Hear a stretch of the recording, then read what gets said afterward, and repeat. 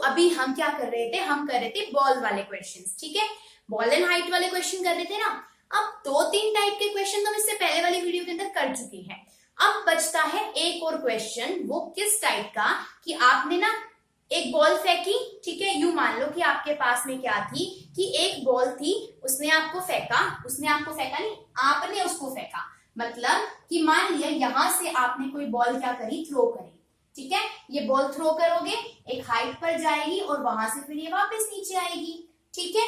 मान लिया अब ये बॉल ऊपर गई और नीचे गई, तो रास्ते में कोई ना कोई ऐसा पॉइंट तो जरूर पड़ा होगा ना, जहां पर कोई ना कोई पॉइंट, तो क्या बहुत सारे ऐसे पॉइंट पड़ेंगे, या फिर यूं मान के चलो कि मान लिया कि मैंने माना कि यहाँ नीचे से यहां तक का एक डिस्टेंस था y, ठीक है, क्या था ये y वो डिस्टेंस है, या ये y वो हाइट है, आपके पास में हाइट वर्ड यूज करेंगे, जिसपे ये बॉल 2 बार दिखाई देगी, यानी कि जब ये बॉल ऊपर गई होगी तब भी इस वाली हाइट पर ये दिखाई दी होगी, जब ये बॉल वापस आएगी तो भी इस वाली हाइट पर दिखाई देगी ना। हमने एक बॉल को ऊपर की साइड थ्रो करा तो एक इस वाली हाइट पर दिखाई देगी, और वापस जब ये आएगी तो भी दोबारा इस वाली हाइट पे दिखाई देगी। अब हम कहीं पे जाते हैं और वहां जाने का एक ही रास्ता है, तो जो हमारे पास में रास्ते में सब कुछ पड़ा होगा वापस आते टाइम भी तो पड़ेगा ना। तो ठीक ऐसा ही यहाँ पर है कि आप बॉल को ऊपर थ्रो करोगे, वो एक पॉइंट पर दिखाई देगी और उसी सेम हाइट पे वो वापस फिर से दिखाई देगी। तो क्वेश्चन ये बनता है कि वो क्या हाइट होगी जिसपे वो बॉल आपके पास में 2 बार दिखाई देगी, यानी मुझे उस हाइट की वैल्यू निकालनी है जिस पर वो बॉल क्या दे रही है, 2 बार दिखाई दे रही है। अब आप ऐसे बोलोगे कि ऐसे तो बहुत सारे पॉइंट हो जाएंगे जिनपे वो 2 बार दिखाई देगी, पर अब क्या होगा, वो हमें क्वेश्चन में और चीजें और देगा, वो टाइम की वैल्यू देगा, आपकी वेलोसिटी की वैल्यू देगा, उनके ऊपर वो चीज डिपेंड करेगी। नहीं समझ में आया? देखो कैसे बोल रहा है वो, मानिए y हाइट पे वो आपको 2 बार दिखाई दे रहा है, फिर ये बोलता है कि हाँ, अब मान लिया कि ये t1 टाइम था जब वो पहली बार y हाइट पर दिखाई दिया, और ये t2 टाइम था जिस पर वो दोबारा उसी हाइट पर दिखाई दिया, ठीक है, यानी t1 टाइम पर वो एक बार y हाइट पर दिखाई दिया और उसके बाद में वो t2 टाइम होगा जिसके ऊपर वो दोबारा उसी हाइट पर दिखाई देगा, ठीक है, यानी कोई टाइम आपको देगा भाई इस टाइम पर वो दोबारा कब दिखाई देगा, ठीक है। मान लिया एक ट्रेन है, 1 घंटे में आपको दिखाएगी और उसके 4 घंटे के बाद वो वहां पर दिखाई देगी, तो ऐसे टाइम के साथ में वेरी करेगी ना। अब आगे देखो, यहाँ से क्वेश्चन पूछा जाएगा कि किस इनिशियल स्पीड से वो बॉल फेंकी जाती है, पहली चीज जो हमें सॉल्व करनी है, किस मैक्सिमम हाइट पर वो बॉल जाएगी, तीसरा क्या वैल्यू होगी उस y की, यानी किस डिस्टेंस पर वो आपको, किस हाइट पर वो बॉल वहां पर दिखाई देगी 2 बार, उस हाइट की वैल्यू निकालनी है। अब हम शुरू करते हैं एक जनरल इक्वेशन से। अब देखो फर्स्ट केस में ये वाला जब मैं केस मान रही हूँ, तो यानी बॉल ऊपर की साइड गई, मतलब g की वैल्यू क्या हो जाएगी, नेगेटिव हो जाएगी। एक्सेलरेशन किसके बराबर होगी आपके पास में, यहाँ पर एक्सेलरेशन को हम g के बराबर लेंगे ना। अब एक फॉर्मूला होता है s is equal to ut plus में हाफ at स्क्वायर के बराबर। अब हमें तो किसकी बात करनी है, g के लिए, और वो भी ऊपर की साइड जा रहा है, तो फॉर्मूला क्या हो जाएगा आपका minus gt square. Acceleration due to gravity minus की आएगी ना, क्योंकि आप किसी चीज को ऊपर फेंक रहे हो, ठीक है, ये हो गया g के बराबर। अब आगे चलते हैं, जब आपके पास में किसी वेलोसिटी से वो बॉल फेंकी होगी, अब ये हमारे पास में क्या बोलता है कि इस 2 को आप मल्टीप्लाई कर दो, और हाँ जो डिस्टेंस मैं ले रही हूँ ना, यहाँ पर मैं y डिस्टेंस ले रही हूँ, मैंने यहाँ पे जो s लिया, s मान लिया कि मैं मान लेती हूँ s तो टोटल डिस्टेंस है या फिर टोटल हाइट है आपके पास में, जितनी मैक्सिमम हाइट पर कही होगी, यानी कि s को तो मैंने मान लिया मैक्सिमम हाइट, ठीक है, आपके पास में, और y वो हाइट है जिसके ऊपर वो बॉल 2 बार दिखाई देगी, ठीक है। तो किस तरीके से इस फॉर्मूले को लिख सकते हो, आप क्या करो 2 को इधर मल्टीप्लाई कर दो, तो इक्वेशन बन जाएगी 2y 2ut माइनस का gt स्क्वायर, ठीक है। अब आपने क्वाड्रेटिक इक्वेशन का नाम सुन रखा है, किसका, क्वाड्रेटिक इक्वेशन, ठीक है, किसकी बात कर रहे हैं हम, क्वाड्रेटिक इक्वेशन। तो क्वाड्रेटिक इक्वेशन की जनरल फॉर्म होती है ax स्क्वायर प्लस में bx प्लस में c इक्वल टू 0। इसी फॉर्म में इस इक्वेशन को लिखने की कोशिश करो। मैं इस माइनस gt, यहाँ पर माइनस gt स्क्वायर था, इसको मैं इधर ले आई, तो ये हो जाएगा प्लस gt स्क्वायर, इसको मैं इधर ले आई तो हो जाएगा माइनस 2ut, और ये 2y तो इधर ही था पहले से, तो ये कुछ क्वाड्रेटिक इक्वेशन की फॉर्म में तैयार होगी आपकी ऐसे। अब जब होता है यहाँ पर x की हमेशा क्या निकलती है, 2 वैल्यूज निकलती है क्वाड्रेटिक इक्वेशन के अंदर, 2 वैल्यूज निकलती है ना। अब हम ये चीज और पढ़ते हैं क्वाड्रेटिक इक्वेशन के अंदर, एक हम पढ़ते हैं सम ऑफ फ्रूट्स और एक होता है प्रोडक्ट ऑफ फ्रूट्स, ठीक है। सम ऑफ फ्रूट्स का मतलब क्या होता है, जो यहाँ से x की 2 वैल्यूज निकल कर आती हैं उन्हीं को ही हम रूट्स बोलते हैं। अब देखो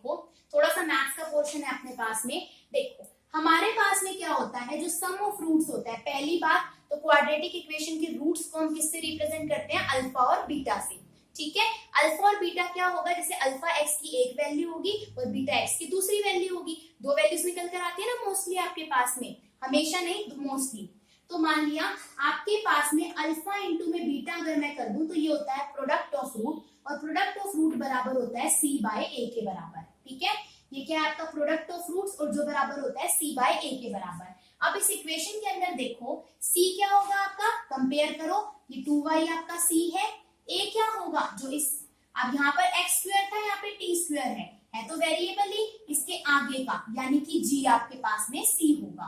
तो अब प्रोडक्ट ऑफ रूट मुझे यहाँ पे क्या निकालनी है, t किसके बारे में बात कर रहे हैं, टाइम के लिए, वहां x की दो वैल्यू निकलती तो यहाँ टाइम की दो वैल्यू निकलेंगी। जैसे यहाँ पे x की में वैल्यू 2 निकाल दी तो ये हो जाता है x1 इंटू का x2 is equal to c by a. ठीक है, मैं तो टाइम की निकाल रही हूँ, तो यहाँ पर क्या हो जाएगा, दो वैल्यूज निकलेंगी t1 और t2, ये बराबर होंगी c बाय ए के, यानी c हो गया 2y और g a क्या हो गया आपका 2g। ठीक है, यहाँ तक की बात। तो t1 इंटू में t2 किसके बराबर आ गया, 2y इंटू में g के बराबर। यहाँ तक की बात ठीक है। अब डस्टर का काम गया क्लियर, आगे चलते हैं, ये चीज क्लियर होगी। अब एक क्वाड्रेटिक इक्वेशन को मैं यहाँ से हटा रही हूँ जरा। ठीक है, अब इस फॉर्मूले को हम आगे करेंगे, आपको तो y की वैल्यू निकालनी है, तो y को छोड़ के बाकी सब कुछ इधर ले आओ। ये क्या हो गया था, 2y अपॉन का g is equal to t1 into का t2, y की वैल्यू निकालूंगी तो g आपका इधर मल्टीप्लाई हो जाएगा, g t1 इंटू में t2, और ये 2 किधर आ जाएगा, नीचे आ जाएगा, तो मैं इसको ऐसे भी लिख सकती हूँ, 2 नीचे आएगा तो क्या हो जाएगा 1/2g t1 इंटू का t2, यानी कि आपके पास में जिस हाइट पर वो दो बार दिखाई देगी उसका फॉर्मूला हो जाएगा हाफ जी t1 इंटू का t2, जो भी आपके पास में दो टाइम दिए होंगे। जैसे इसमें इक्वेशन में दे रखा था एक t1 टाइम था, एक t2 टाइम था। ये मैंने जर्नल फॉर्म बताई है आपको फॉर्मूले की। अब जो भी क्वेश्चन में आपको वैल्यू मिले उसके हिसाब से आप इस फॉर्मूले के अंदर वैल्यूज पुट कर लेना। ठीक है, हो सकता है कि वो हाइट की वैल्यू दे दे, टाइम की आपसे पूछ ले। ठीक है, इस तरीके से तो एक फॉर्मूला तो अपना ये निकल गया, यानी वैल्यू ऑफ y तो आपके पास में निकल गई। मैं इस फॉर्मूले को इधर अलग से पुट कर लिख देती हूँ, ये हो गया हाफ जी t1 इंटू में t2 के बराबर। एक इक्वेशन आ गई, आगे चले देखो। फिर मुझे इसकी इनिशियल वेलोसिटी भी निकालनी थी। क्या निकालनी थी मुझे, इनिशियल वेलोसिटी भी निकालनी थी। तो अब हम आगे क्या पुट करेंगे, देखो एक जनरल इक्वेशन होती है v is equal to u plus a t, formula पढ़ते हैं ना, लेकिन यहाँ क्या लगेगी v is equal to u minus का जी टी, क्योंकि मैं पहले किसके अंदर बात कर रही हूँ, मान लिया इस a पॉइंट से मैं b पॉइंट तक की बात कर रही हूँ, ये मैंने मैक्सिमम हाइट वाला पॉइंट b मान लिया, यानी इस वाले केस के अंदर। तो यहाँ तो बॉल आपके ऊपर की साइड फेंकी गई है ना, ठीक है, इस वाले केस से हम सॉल्व कर रहे हैं इधर वाले से। तो यहाँ पर आपके पास में मैक्सिमम हाइट पे क्या हो जाएगी, वेलोसिटी 0 हो जाती है ना, तो v तो आपका हो गया 0, किसके बराबर बचा, u is equal to g into में t। अब हमारे पास में जो टोटल टाइम है जो हमने t से रिप्रेजेंट करा उसको हमने मान लिया t1 प्लस में t2 के बराबर होगा टोटल टाइम। तो ठीक है, तो यहाँ पर हम जो t होगा इसकी जगह पे इसकी एवरेज वैल्यू पुट करेंगे, और एवरेज वैल्यू कैसे निकल जाएगी, t की जगह पे आपको पुट करना है t1 प्लस में t2 बाय में 2 पुट करना है। ठीक है, क्योंकि हम यहाँ तो एक पार्ट के लिए इक्वेशन निकाल रहे थे ना, तो टाइम की भी हम क्या करेंगे, एवरेज वैल्यू पुट करेंगे।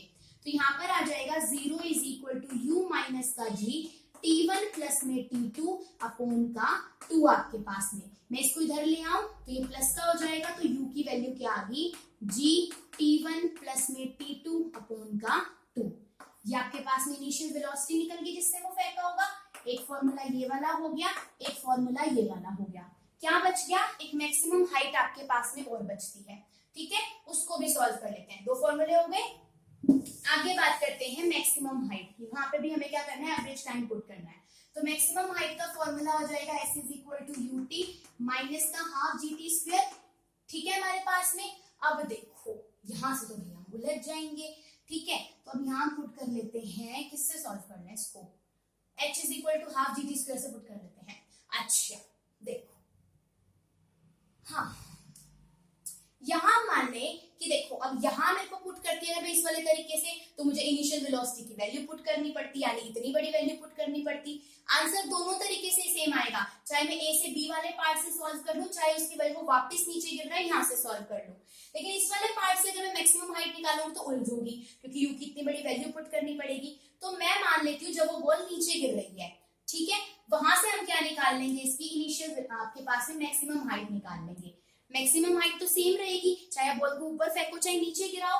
तो यहाँ पर हमारे पास में क्या लग जाएगा, जो ये फॉर्मूला था अब बन जाएगा हाफ जीटी स्क्वायर, क्योंकि बॉल नीचे की साइड आ रही है। तो अब यहाँ पर आपके पास में जब ऊपर से बॉल नीचे आएगी तो यहाँ जो इसके पास में क्या थी, फाइनल वेलोसिटी, इसके लिए क्या बन जाएगी अब आपकी इनिशियल वेलोसिटी, तो u की वैल्यू 0 हो जाएगी और आपके पास में क्या बचेगा, ओनली हाफ जीटी स्क्वायर।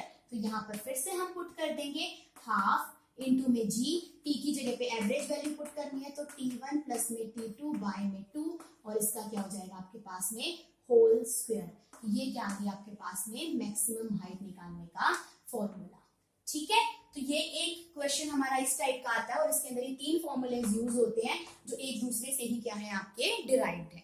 ठीक है, तो बॉल और हाइट वाले हमने यहाँ पे कई टाइप के क्वेश्चंस तो कर लिए और अगर और भी कोई टाइप के क्वेश्चंस होंगे तो मैं उनको भी बाद में करा दूंगी। ठीक है, किसी नेक्स्ट वीडियो के अंदर उसको कंपाइल करा दूंगी। ठीक है, तो इस पार्ट को हम यहीं पर ही एंड करते हैं।